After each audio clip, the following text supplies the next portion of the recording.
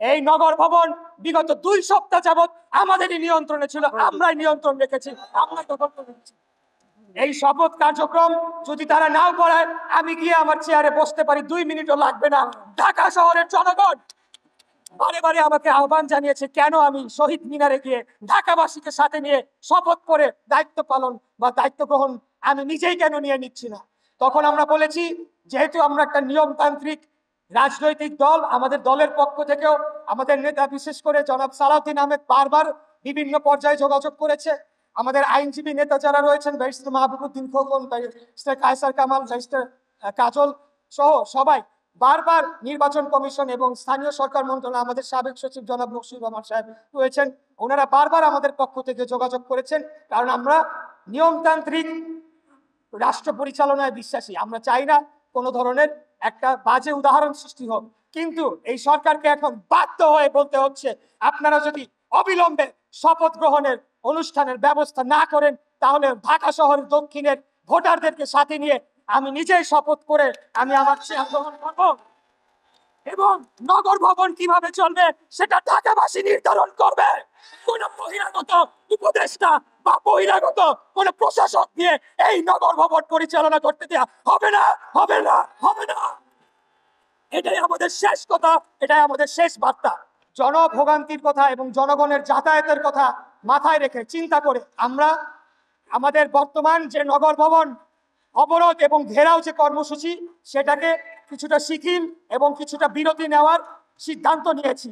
এর পরবর্তীতে ছুটির পরে যখনই আমাদের এই শপথ গ্রহণের অনুষ্ঠানের বিষয়ে সরকারের পক্ষ থেকে স্পষ্ট কোনো বার্তা যদি না আসে, আমরা তখন ঢাকার দক্ষিণের সমস্তরের জনগণ এবং ভোটারদেরকে সাথে নিয়ে দুর্বার আন্দোলন গড়ে তোলার মাধ্যমে ঢাকাবাসীর ভোটের অধিকার প্রতিষ্ঠা করব।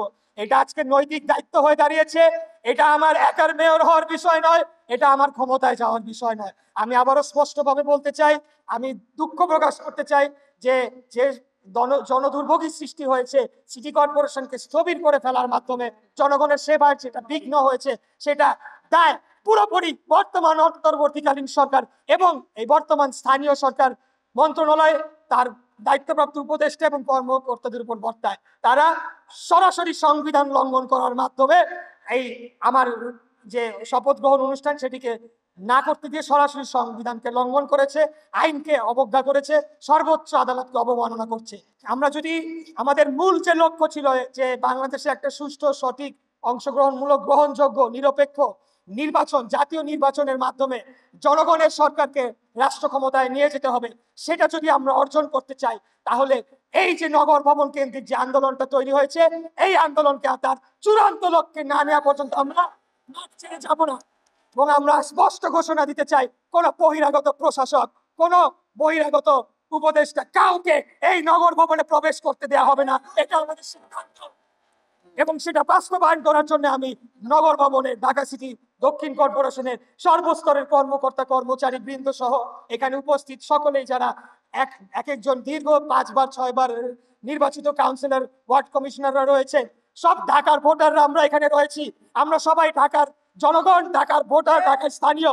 অতএব আমাদের নির্দেশনা ছাড়া এই নগর ভবন বহিরাগত দিয়ে আমরা চালাতে দেব না।